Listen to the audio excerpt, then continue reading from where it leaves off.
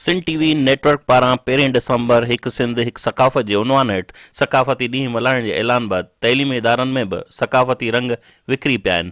Government boys high school हिंगोरनो में हेड master ऐं टीईओ secondary गुलाम फारूक बिरोही पारां सिंध टीवी नेटवर्क जी हिमायत में शानदार प्रोग्राम करायो वियो, जंहिंमें स्कूली शागिर्दनि रंग बरंगी वेस पाए क़ौमी गीतनि ते रक़्स कयो ऐं टेबलोज़ पेश कया ऐं क़ौमी रांदि मल जा मुक़ाबला कराए हो जमालो ॻाए रक़्स करे सिंध जी क़दीम तहज़ीब खे भेटा पेश।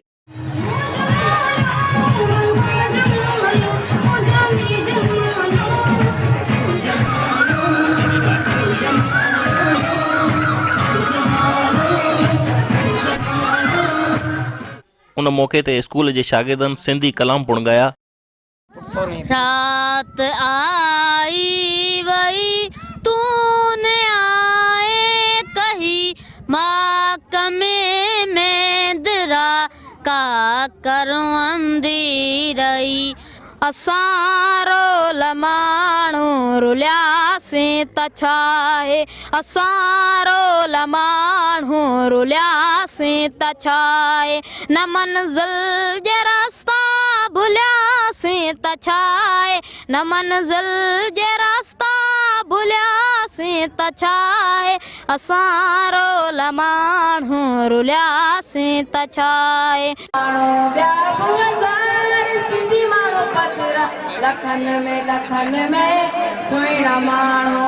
उन खां अलावा स्कूली शागिर्दनि पारां सिंध जी क़दीम तहज़ीब ते तकरीरूं करे ख़ूब दाद हासिल कयो।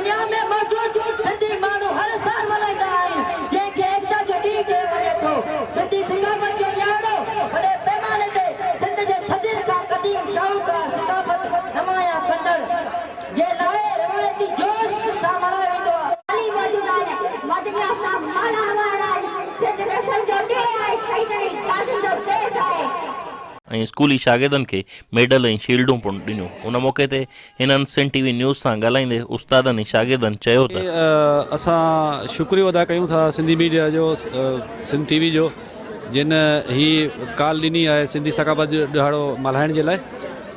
हिन सां असांजे स्कूलनि में इदारनि में तइलीमी इदारा जेके आहिनि उन सां काफ़ी सारा फ़ाइदा थियनि था इहो ॾींहुं मल्हाइण सां।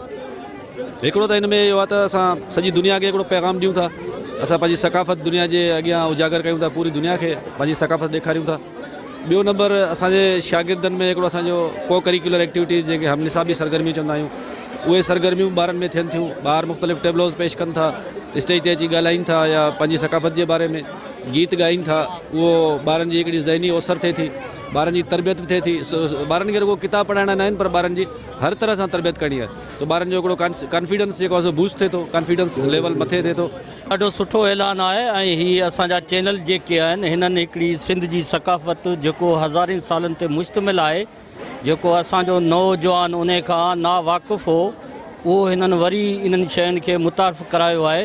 जेकॾहिं असां कंहिं बि मुल्क में वञूं इंटरनेशनल लेवल ते त असांखे सुञाणंदा सिर्फ़ु टोपी ऐं अजरे करे त हीअ सिंध मां आया आहिनि ऐं सिंधी आहिनि। उन करे हीअ असांजो ईअं सम्झो त सिंबल आहे, जीअं तव्हांजो लोगो आहे हीअ असां सिंधी माण्हू जो लोगो आहे। ऐं असांजो हुकूमत खे इहो चवणु आहे त जीअं असां जेके वकील आहियूं असांजी ड्रेस कोड जेको टाई ऐं पतलून ऐं जेको हूंदी आहे अहिड़े नमूने सां स्कूलनि में बि जेको स्कूलनि जी ड्रेस कोड आहे उहा सिंधी टोपी अजरक ऐं शलवार कमीज़ कई वञे। असांखे हीउ ऐलान ॿुधी ॾाढी ख़ुशी थी। हिकु सकाफ़त जे सिरे हेठि मल्हाईंदे हीअ सिंध असां तमामु ख़ुशी महसूसु करे रहिया आहियूं। ऐं असां हिते हिकु इन सकाफ़त जे ॾींहं खे नए रंग में ईअं रंगियो आहे जो गवर्नमेंट हाई स्कूल हिंगोरनो में असां ॿारनि में चटाभेटी मुक़ाबला कराया आहिनि। त इहा बि असांजी रवायत आहे त असां ॿारनि में पंहिंजो शऊर जेको आहे उहो मुंतक़िल कयूं। सिंधी अजरक टोपी इहे असांजे हज़ारे सालनि जी तहज़ीब आहे ऐं असां हमेशह मोहबत सां भाईचारे सां रहिया आहियूं। असां सूफ़ी अज़म ऐं वैदानियत जे रंग में रंगियल ही सिंधी क़ौम कंहिंसां बि ॾाढी हला कंहिं ते न कई आहे। सदाईं ॿारनि सां ॿाहिरि सां जे मुक़ाबिलो कयो आहे त ॿाहिरां जेके क़ौमूं आयूं आहिनि उन्हनि सां मुक़ाबिलो कयो आहे पंहिंजे दिफ़ा में। हालांकि सिंधी क़ौम कॾहिं बि कंहिं ते हला वञी न कई आहे। ऐं असां सिंध टीवी जे हिन ऐलान सां मुतफ़िक़ आहियूं ऐं असांखे ख़ुशी थी आहे जो असां समूरी सिंध हिकु प्लेटफॉर्म ते गॾु थिया आहियूं। असां तमामु बहितरीनु ॾिसूं था। असां सिंधी आहियूं, असांजी सिंध सकावत असां हर साल गवर्नमेंट बॉय हाई स्कूल में सिंध सकावत मल्हाईंदा आहियूं। असां ईद खां वॾो ॾियारो सम्झंदा आहियूं। असांखे तमामु बहितरीनु ॾियारो लॻे थो सिंध सकावत। ऐं इनशाला असां हर साल मल्हाईंदा। असां महिरबानी आहियूं सिंध टीवी जा जो असांजे प्रोग्राम में शामिलु थिया आहिनि। असां महिरबानी थोरा ते आहियूं। असां सिंधी आहियूं, असांजे सिंध वेसा टोपी अजरक टोपी ऐं पटको आहे। असांजा तमामु हिते इलाही बहितरीनु शो थींदो। असां ईद खां वधीक मल्हाईंदा आहियूं। सिंध सकावत ॾियारो इनशाला हर साल मल्हाईंदासीं। असांजे सिंधियुनि जो वेस आहे, असांजे सिंध जो सुञाणप आहे इहो वेस। असांखे मीडिया हिते आई आहे जेके असांखे जो हिननि साथ ॾिनो आहे। हिननि जो मतिलबु आहे त जेके असां जिते ॾियारो मल्हायूं था उहो ॿियनि ताईं पहुचे त सिंधी माण्हू कीअं था ॼण। असांजो सिंधी ॾियारो जो मतिलबु इहो आहे त असां सिंधी कीअं रहूं, असांजो सकाफ़ती ॾियारो आहे छा। हिन जो मतिलबु इहो आहे त असां सिंधी टोपी ऐं अजरक आहे इनखे कॾहिं बि विसारियो न। असांजो सकाफ़ती ॾियारो हर साल हिन असांजे गवर्नमेंट हाई स्कूल हिंगोरने में थींदो आहे।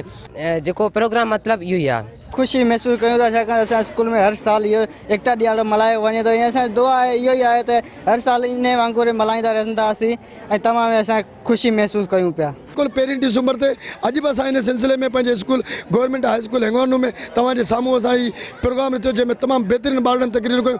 इंशाअल्लाह ताला 1 डिसंबर ते बि असांजो स्कूल असांजा ॿार असीं सभु तव्हां सां गॾु इंशाअल्लाह ताला हूंदासीं। सिंध टीवी जेके बि ॾियारा थियनि था उन तक़रीबन जेके बि रिपोर्टूं वग़ैरह या जेके बि वीडियोज़ वग़ैरह ईंदियूं आहिनि ऐं तक़रीबन ॾिसंदा रहंदा आहियूं। तमामु बहितरीनु असां जेके सकाफ़ती ॾींहं आहिनि असीं ख़ुशी सां मल्हाईंदा आहियूं। असीं पंहिंजी सकाफ़त खे दिलि सां मल्हाईंदा आहियूं त जीअं असांखे ख़बर पवे त असांजी सकाफ़त छा आहे। पहिरियों त असां हितां ई थोरा हितां शुक्रगुज़ार सिंध टीवी वारनि जा जेके हिते खई आया। ऐं हिते सिंध टीवी असांजो पंहिंजो ई चैनल आहे ऐं अलहमदिल्ला इलाही ख़ुशी थी। काफ़ी दोस्त जो शागिर्द आहिनि स्टूडेंट काफ़ी जोश ऐं जज़्बे सां जेको हिन प्रोग्राम खे मल्हायो। ऐं इनशाला इहा हज़ारनि सालनि खां इहो प्रोग्राम हिते जेको आहे सो हलंदो ई रहे थो इहो सिलसिलो। इनशाला अॼु बि तमामु ख़ुशी थी, इंतिहाई ख़ुशी थी जो हीउ तमामु बहितरीनु प्रोग्राम हिते रखियो वियो, हिते मुनक़द कयो वियो। इनशाला आईंदा बि वॾे जोश ऐं जज़्बे सां इन प्रोग्राम खे ईअं ई मल्हाईंदा रहंदा। असांखे तमामु ख़ुशी थी त हर शागिर्द हिते अची पंहिंजो जोश ॾेखारियो ऐं जज़्बे सां। हिते तव्हांजी महिरबानी। 1 डिसंबर ते अॻे बि असां मल्हाईंदा हुआसीं, हिन वारे मल्हाई इनशाला अॻिते मल्हाईंदा रहंदा। हीअ असांजी सकाफ़त सिंध टोपी अजरक आहे। सिंध अमन भरी क़ौम आहे। असां ॾाढा पुराणा रहंदड़ आहियूं सिंधवासी। ऐं असां हर साल वांगुरु हिन साल बि असां जोश जज़्बे सां हीउ प्रोग्राम मल्हायो आहे ऐं हमें इनशाला सदाईं मल्हाईंदे रहंदासीं। हीउ तमामु बहितरीनु हिकिड़ो जेको आहे सो रवश आहे ऐं हिन सां तमामु सुठा नतीजा निकिरंदा। ऐं हिन जे अंदरि असांजे ॿाराड़ी ऐं सिंध जे जेको आहे सो तमामु जहालत वारे ज़माने खे जेको आहे सो दूरि करण जो हिकिड़ो बहितरीनु तरीक़ो आहे।